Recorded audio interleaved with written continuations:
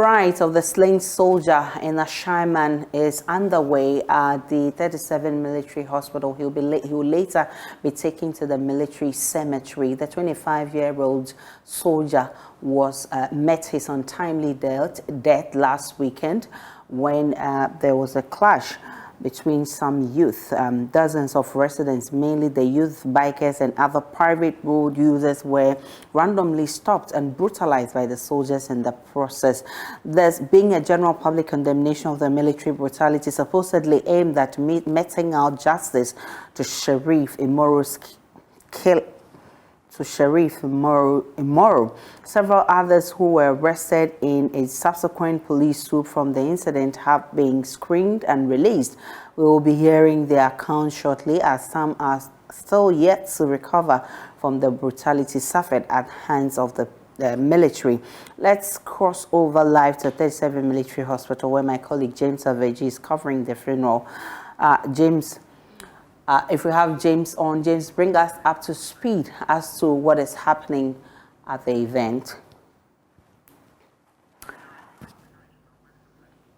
We'll be going live to the Ashaiman community also, where my colleague Maxwell Agbagba earlier engaged with some victims and of the brutality that were meted on them last Monday. But this is a recap of what has happened so far as we try to get James Aveji, our man on the ground, to tell us more about this. Military men stormed the Ashaiman town in a swoop to identify the killers of the slain soldier.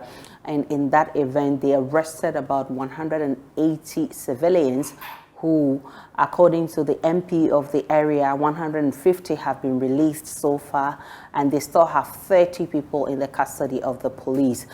There's been several condemnations over what the military did, brutalizing innocent people. The defense minister has since apologized for the brutalization of innocent people, but he says the operation was sanctioned and therefore government will not apologize for that. My colleague James Aveji is there for us. If James, you're on, bring us up to speed as to what is happening currently at the burial service. Well, we're still trying to get James Aveji to join us. We'll also get Maxwell Agbagba, who is in the Ashaiman community. The community is angry at what has happened. There's been several condemnations over what the military did on Tuesday. We'll be getting more from that community and from the burial service of the slain soldier Imoro Sheriff. But let's get... let's take you back to the burial ceremony, where you can see the live feeds there. The slain soldier Sheriff Imoro is about to be buried according to Muslim traditional practice. You can see that some Muslim clerics assisting the military to actually do that. And of course, he's a 25-year military personnel. He's been less than a year in the military. We're told that he was murdered on during the weekend, and that actually led to a military invasion to that community on Tuesday. We're just hearing of how people were brutalized by the military. The defense minister has since apologized to innocent people who were brutalized during the operation, but he says that operation was sanctioned because they wanted to fish out the perpetrators of that heinous crime. So just as you can see on your screens, that's the 37 military cemetery where the slain soldier is being buried according to Islamic traditional practice. We'll be getting more from our correspondent James Aveji, who's been there. There are a lot of people who are eulogizing the young man. They've described him as a hero. We'll be hearing more of that, but that's the situation that led to his burial. It's unclear what led to this, the soldier being murdered, but we're told that the crime was committed by some young people. So 180 people were arrested on Tuesday when the military evaded that community. 150 out of the 180 have since been released. We're told that there are still 30 of them, but you heard a resident from Ashaiman describing the kind of beatings that people received from the military when they invaded that community. She said that one of her children had already been involved in an accident and it was in the process of healing, but through that act, he's unable to walk. She says that he's limping as we speak. She also talked about one of her children who has a disease, hernia, and also had not eaten even at the time the military invaded the place. And she said that he was beaten to pulp. She's seen a lot of bruises on his body.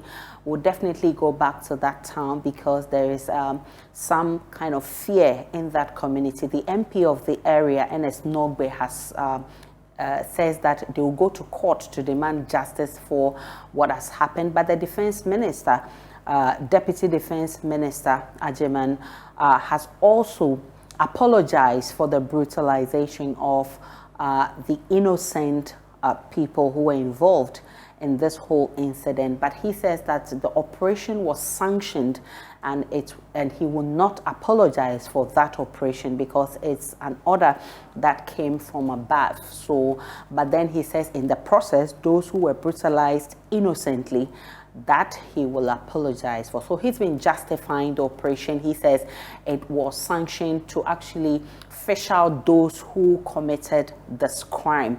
And you can see the military at the cemetery paying their last respect to the slain soldier. Some have described him as a hero, even though he hasn't been long in the military. Definitely, we will be getting a lot more from the burial service. We'll be getting more from the community, but also we are also hearing fresh from the MP for Bon Katamanso, who is Joseph Akwete. He says that it's not only the residents of Ashaiman who were brutalized by the military, but he says that they went into his constituency as well. That's Bon Katamanso constituency, and forced some of his constituents to consume cow excreta.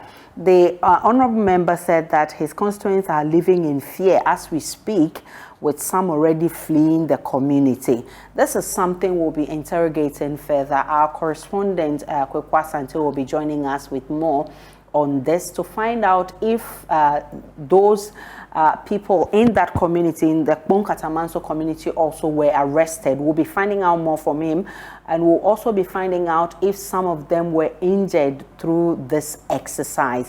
So we'll be getting more on that, but definitely on your screens, you can see those who are assisting with the burial service. Definitely these young men you see are loved ones. I'm sure they are friends and family of the slain soldier, who people have described as a hero. He's less than a year in the military, but they say he's a hero. We'll be hearing more from the funeral ground.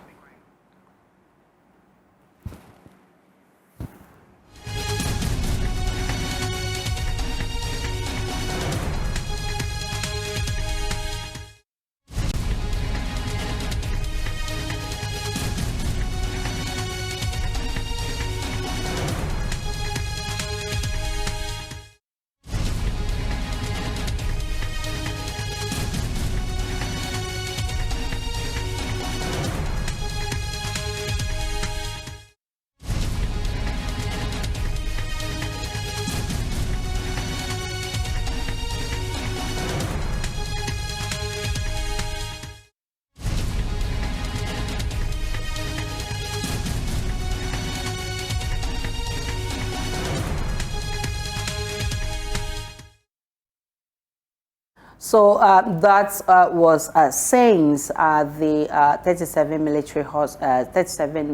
military cemetery where the slain soldier Sharif Imoro is being buried according to Islamic traditions. We'll be getting more from our correspondents who are monitoring this for us. But let's speak with our colleague James Aveji, who is monitoring events for us. James, what can you report from the military cemetery?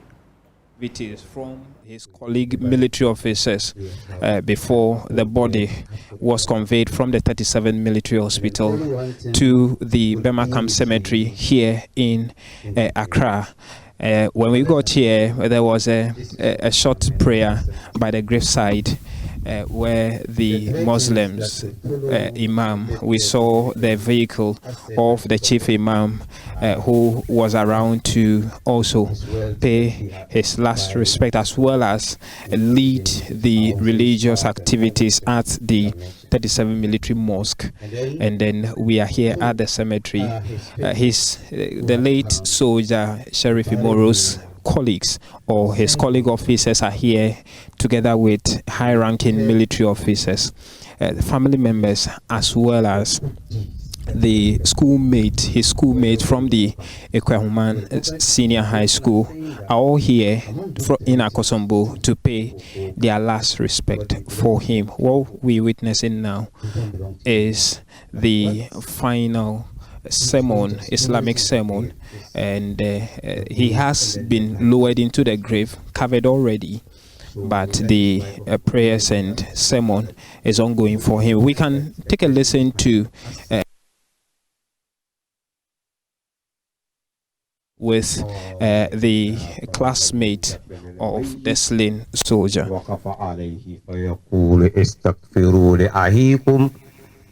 وصلوا له تثبيتا فإنه الآن يسأل أو واسألوا له تثبيتا فإنه الآن يسأل.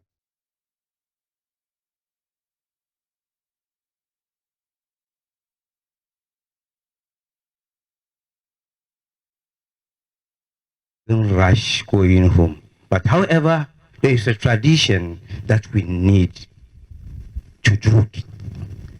And this tradition are to pray for him in order to be able to answer the questions of those angels in the grave who are coming to interrogate with him.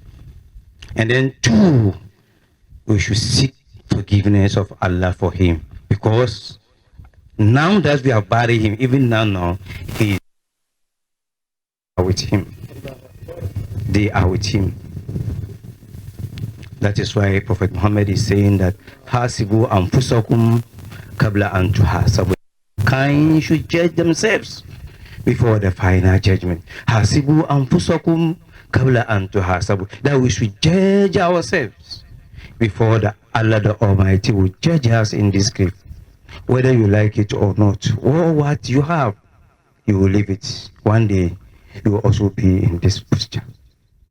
So Almighty Allah. Well, may his soul rest in perfect peace. So others.